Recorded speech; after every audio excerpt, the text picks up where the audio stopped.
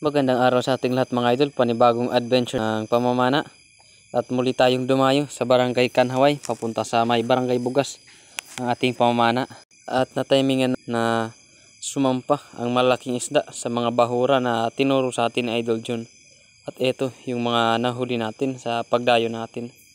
Nakajackpot tayo ng malaking tribali.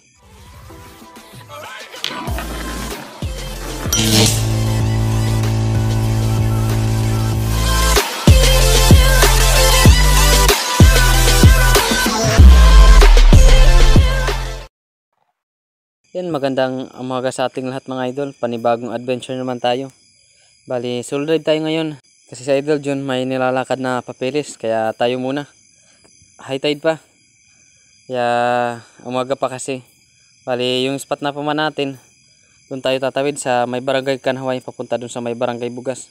Kaya abang-abangan lang natin kung anong mahuli natin. Sana tayo at mag-isip yung dive natin ngayon. Let's go!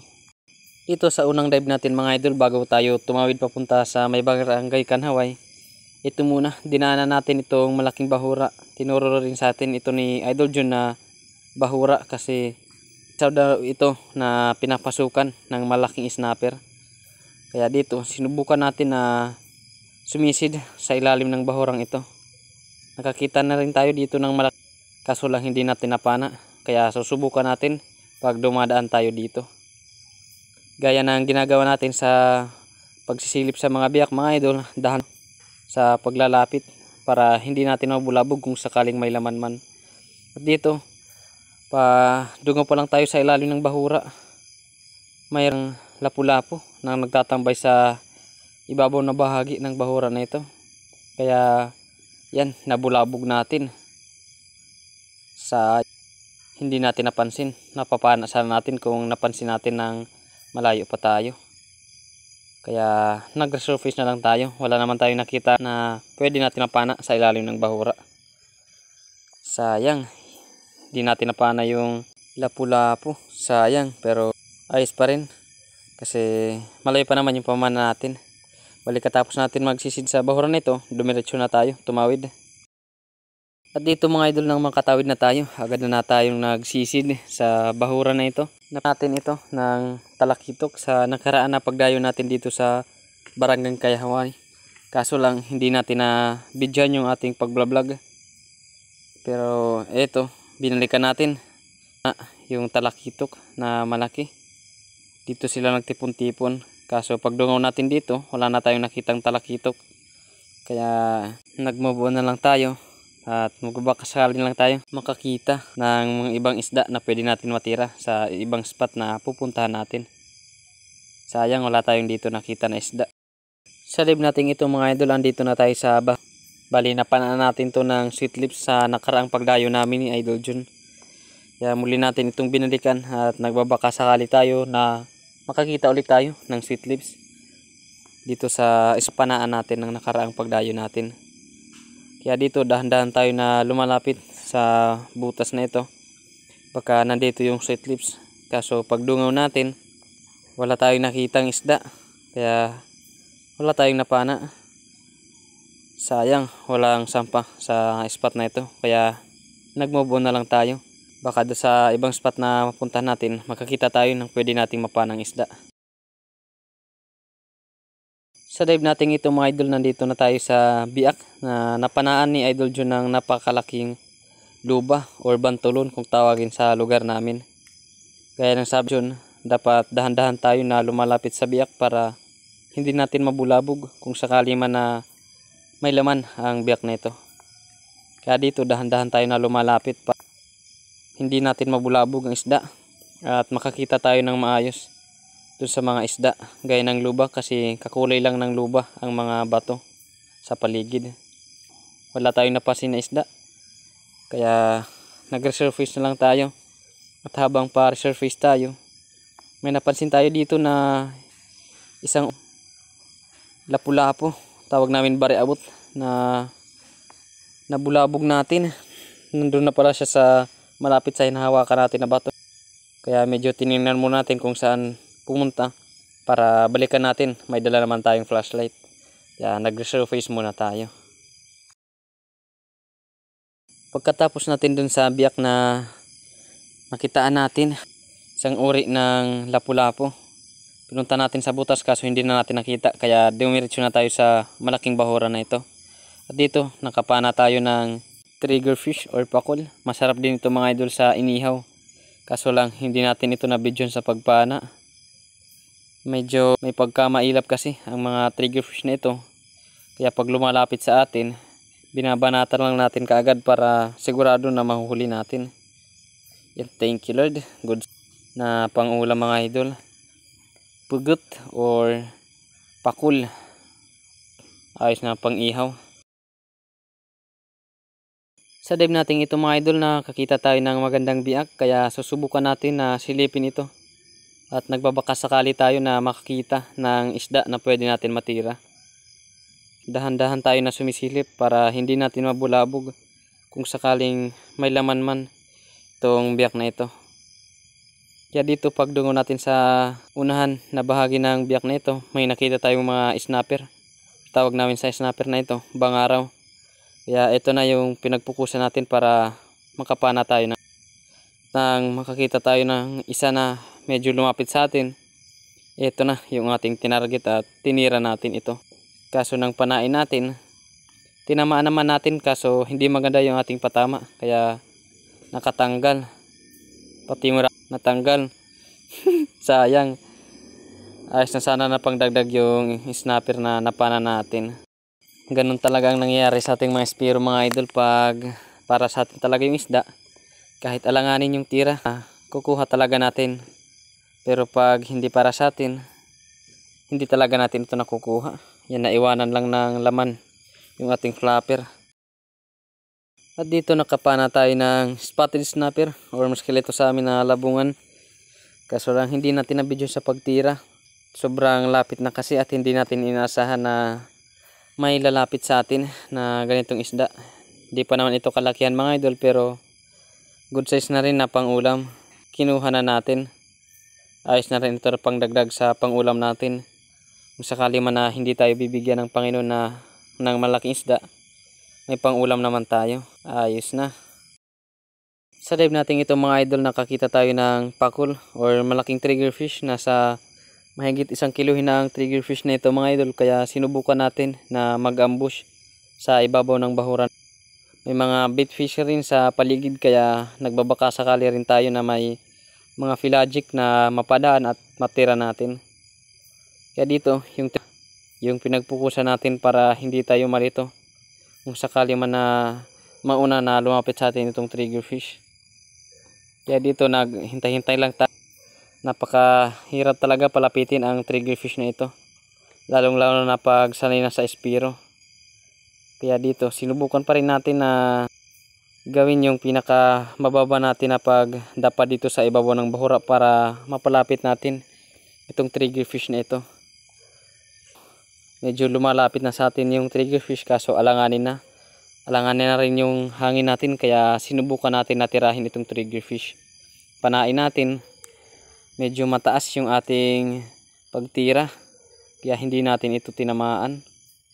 Sayang. Pero okay pa rin. No big deal para sa triggerfish na yun kasi hindi naman talaga para sa atin yung triggerfish na yun. Babawin lang tayo sa ibang spot na makitaan natin ang isda at sana mahuli na natin. Sa dive natin ito mga idol, dito tayo medyo kinakabahan sa pagsisid natin ito. May kalalamian kasi ang sisisirin natin at wala tayong kasama. Hindi talaga ako sumisisid ng ganito kalalim na mga biak pag hindi natin kasama si Idol John. Pero no choice tayo, kaya sinisid na lang natin biak na ito. Iniwan lang natin yung ating with bait sa mababaw na parte ng bahura para sa ganun hindi tayo mahirapan sa pag-resurface. At dito pakalapit na natin sa biyak na ito, pagdungaw natin wala tayong nakitang luba or bantulon. Kaya hindi natin ito napana. Maganda naman yung biyak papunta dun sa ilalim kaso delikado. Body na kasama na magliligtas sa atin kung sakali man na mag-blackout tayo. Kaya hinayaan lang natin yung luba. Hindi naman yun kapatas sa buhay nating mga espiro. Kaya hinayaan lang natin. Baka sa susunod na mga araw Pagpunta natin dito, makita natin ulit at mapana natin itong luba na nakita. Kaya nag-move on na lang tayo sa ibang spot. Sa dive natin ito mga idol, nakakita tayo ng mga spotted snap or mas kileto sa amin na labungan sa biyak na ito. Kaya nag-resurface tayo at binili ka na lang natin itong biyak na ito para i-open natin yung camera. Kaso pagtingin natin dito sa biyak, may nakita tayong isang malaking bluefin trevally. Kaya dali-dali tayo na lumipat at pumunta dun sa mahaba na biyak. Panain natin yung trevally. Kaso dito nang makita natin, hindi natin ito pinana. Medyo nag-alanganin tayo. Malaki kasi yung biyak. Masayang yung ating shaft at hindi natin ma-recover. Kaya nag-resurface muna tayo para pag-isipan kung ano yung pwede natin gawin dun sa trevally na nakita natin. Dito mga idol, susubukan natin na pasukin yung biyak na pinasukan ng malaking trevally. Magbabaka sakali tayo na makita natin yung trevally at mapanan. Kaya dito dahan-dahan tayo na lumalapit sa biyak para hindi natin mabulabog kung sakali man na nandito yung trevally na nakita. Kaso pagpasok natin sa biyak na ito, hindi natin nakita yung talakitok o yung trevally. Maluwag naman sa ilalim, medyo alanganin talaga pag doon tayo sa ibabaw pumana. Baka sumabit yung ating Dyneema at hindi natin ma-recover yung ating shaft. Hindi natin kanina napana. Kaya dito talaga tayo nagtagal mga idol sa biyak na ito kasi hindi natin nakita yung talakitok or trevally na lumabas sa biyak. Dito mga idol, na pana natin yung talakitok or trevally, kaso lang hindi natin nabit pagpana natin. Lumabas sa biyak at napana natin yung may banda sa palikpik niya, kaso hindi maganda yung ating patama kaya nakawala ito at buwan ito. Kaya sinubukan natin na gamitin yung ating flashlight para makita na yung talakitok kung sakali man na nandito pa sa biyak na ito. At dito nakita natin na parang may palikpik na malaki na nandun banda sa may madilim na parte. Kaya dito parang naisipan natin na yung talakitok na yun nakita natin. Kaya nag-resurface mo para maghanap ng pwede natin talaga madapan at pwede natin na mapwestuhan para matira natin yung talakitok. Dito makalipas ng ilang minuto na pagpahinga natin para kumalma yung ating katawan, sinubukan natin na papas ang biyak na ito. Medyo may kadelikaduhan naman pero wala tayong magawa. No choice tayo pero makita na ibang paraan para mahuli natin itong talakitok na ito. Kaya dito talagang binuhos na natin ang loob natin para mapasok itong biyak na ito. Kaya suggest natin sa mga espiro natin, huwag natin gagayahin ito pag wala tayong kasama. Kaya dito nakita natin talaga yung talakitok na paikot-ikot sa ilalim. Kaya tinaimingan lang natin na tapos mapana natin. At dito nang makita na natin yung talakitok, agad na natin ito na ang kaso nga lang hindi natin nakita dun sa pagpana natin. Natanggal pa yung ating rubber ng kalabitin natin. At dito habang pa-resurface natin, pa-resurface tayo, hindi natin alam na tinamaan natin yung bluefin trevally. Hindi kasi bumigat yung ating Dyneema kaya hindi natin akalain. Hila na natin yung ating pana, biglaan na gumalaw yung ating Dyneema, parang tinamaan natin yung trevally kaya ating Dyneema. At habang hinihila natin itong Dyneema natin, napansin natin na tinamaan natin yung trevally. Medyo malikot kasi yung ating shaft na dadama natin sa paghila ng Dyneema. Kaya dito ginawa natin mga idol, hindi natin binigyan ng pagkakataon na makalangoy ng malakas itong talakitok. Delikado kasi baka yung flapper natin tumiklop at katanggal. Kaya sinubukan lang natin ito na lapitan at hawakan yung buntot para sigurado na mahuli natin ito. At hawakan na natin yung buntot ng malaking bluefin trevally. First time natin makahuli mga idol. Grabe, kung hindi lang talaga bingi yung tin. Talagang dinig yung saya natin, yung sigaw natin sa sobrang saya nang mahawakan na natin itong bluefin trevally. Grabe talaga yung saya natin mga idol. Pagpara sa atin talaga yung talakitok kahit gaya nito. 2 beses na natin na pinana. Bumalik pa talaga dun sa biak para ma-second shot natin, mapana ulit natin. Thank you Lord, napakalaki para sa atin. Record natin to mga idol. First tribali natin na bluefin na ganito kalaki. Thank you Lord. Kaya sinicure muna natin ito bago tayo talaga siguraduhan na magsaya. Baka malaglag at mabalik dun sa biyak, di natin makuha. Thank you Lord. My first ever mga bluefin tribali na ganito kalaki. Salamat. Ayos na, bound din na tata. Bali dito natin ito na huli, banda sa may tapat ng Kanhaway, dito sa beach nila. Ito matapos natin masecure mga idol yung tribali. Ayos talaga yung saya natin dito. Hindi talaga mapapantayin sa sobrang saya na. Grabe, wasak yung napanaan natin sa tribali. Thank you Lord sa napakalaking biyaya.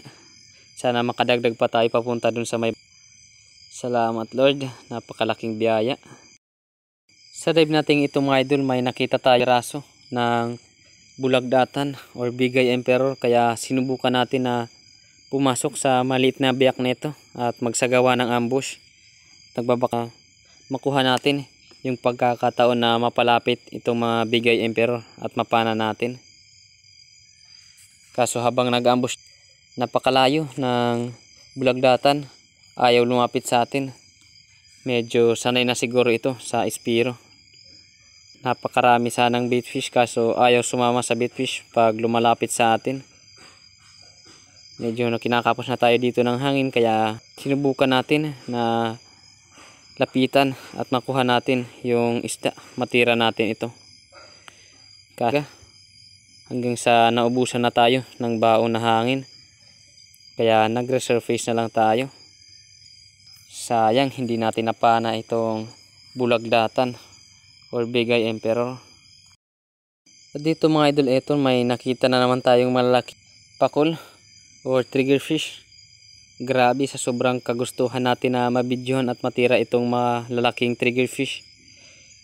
Ito talaga yung magtago sa bato at matira natin ito. Kaso ayaw tayo bigyan ng saktong distansya na itong mga triggerfish. Lumalapit naman sa atin kaso napakabilis ng langoy, kaya hindi natin ito napana.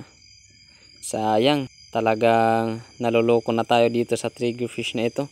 Sobrang laki kasi, gustong gusto natin matira yung triggerfish. At dito mga idol, nakapana tayo ng isang uri ng sweet lips. Tawag namin sa sweet lips na ito ligot, or sa iba naman masarap din ito mga idol sa tinula. Sayang din natin na video sa pagpana. Biglaan kasi ito na lumapit sa atin ng sumisilip tayo sa biak. Ito na lang yung pinana natin. Hindi rin naka-open yung ating camera nang sumilip tayo sa biak. Hindi kasi natin akalain na ganit kikita natin na isda. Ayos na rin. Thank you Lord. Kadagdag na rin tayo sa huli natin. Sigurado na pang ulam.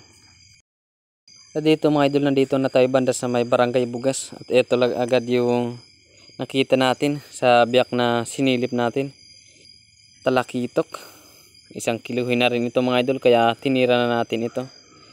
Medyo kinakapos na rin tayo ng hangin, kaya pakapana natin agad na nag-resurface para makahigop ng hangin at hindi tayo mag-blackout sa ilalim ng dagat. Dito nang mapansin natin na hindi maganda yung ating patama sa talakitok, kaya nag-dive din lang tayo para hawakan natin itong talakitok na ito para sigurado na hindi ito makakawala at masecure natin. Kaya dito medyo alali lang yung paghila natin sa talakitok para hindi matanggal dun sa ating shaft. At habang palapit tayo mga idol sa talakitok, rin natin ito na hinihila para hindi ito makatanggal. Ayan, medyo malakas pa talaga yung talakitok pero alali lang hila para hindi ito makatanggal.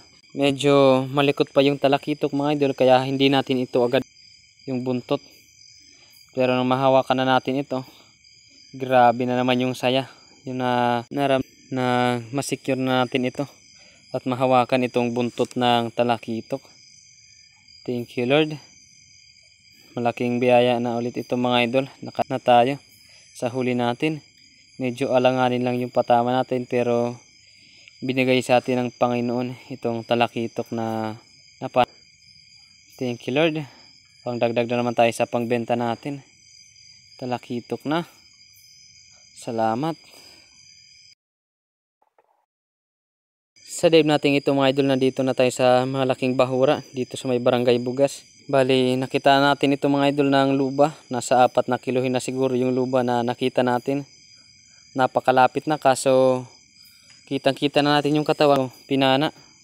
Yung ulo yung target natin hanggang sa nabulabog natin ito at pumunta dito sa butas na ito. Kaso nang pasukin natin at gamitan natin ng flashlight, hindi natin nakita. Sayang. Grabe, ano naman tayo sa luba, kahit kaya naman natamaan. Sayang, malaki na sana yung luba. Nag-resurface na lang tayo. Sayang, wala na. Katapos dun sa biyak na nakitaan natin ng luba at hindi natin mga idol nahuli, ito yung nakita natin. Isang bluefin trevally, nasa malapit na siguro ito mag 2 kilo. Hindi lang ito na biglaan ito natin na nakita sa biak na dumadaan, kaya binanatan na natin agad ito. Thank you Lord, para sa atin yung isda. Hindi talaga natin ito nahuhuli, kaya napakalaking blessing pa rin yung pinalit ng Panginoon doon sa luba. Isang malaking bluefin trevally. Thank you Lord, pangatlong huli natin ito na trevally sa Salamat Lord, kahit hindi natin na-videohan, nahuli naman natin itong talakitok. Salamat. Biyaya na. Pangdagdag na sa pangbenta natin. Thank you Lord. Sa dive natin ito mga idol, nakakita ulit tayo ng 2 piraso na talakitok. Medyo may pagkamaamo itong 2 talakitok na ito mga idol, kaya dahan-dahan tayo na nag-drop sa malaking bahura na ito. At pinili natin yung malaki para tirahin natin. Nang makuha na natin yung saktong distansya natin ito. Kaso hindi maganda yung ating patama, kaya nakatanggal ito. Sa pang-4 na sana yun na talakitok natin. Pauwi na rin tayo. Ito na rin mga idol yung last dive natin sa ating pagdayo. At nandito na rin tayo banda sa auhunan natin. Dito na rin tayo nakapana sa last tira natin. Sayang lang at hindi natin ito nahuli. Bali dito mga idol, ahon na tayo. Medyo malayo pa sana yung lalangoy natin papunta dun sa dulo ng spot na dapat pamanaan natin, kaso yung ating mga nauna na nahuli na isda baka masira. Doon pa kasi natin nahuli sa may barangay Kanhaway at medyo may katagalan na rin mana, kaya umahon lang tayo ng maaga para hindi masira yung isda natin at hindi masayang. Kaya tabang-abang lang sa bahay para kiluhin natin. Pero bago tayo umuwi, ito man yung ginawa natin. Nag-video muna tayo ng ilang segundo para maipakita yung mga nahuli natin. Kaso yung pag-video natin, hindi natin alam na against the light pala. Ayan, hindi makita yung mga nahuli natin. Nangingitim lang lahat. Pati yung mukha natin hindi makita sa camera. Ayan, anino lang ng mga isda natin yung nakikita. Pero ayos pa rin kahit paano. Binigyan tayo ng napakaraming blessing mga idol.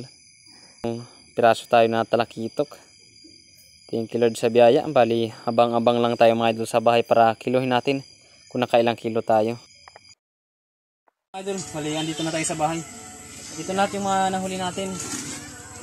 Bali, yung iba na nahuli natin na isda, yan, binigay natin dun sa kay nanay, dun sa barangay Bugas. Bili. Ito yung jackpot natin. Pakalaking bluefin. Bali, kiluhin natin. Okay. Mabot ang ilang kilo. Yan. 4 na kilo. Mahigit. Sama na natin to.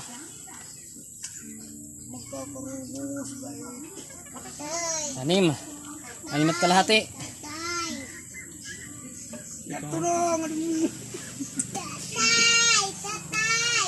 Yan, kalahati.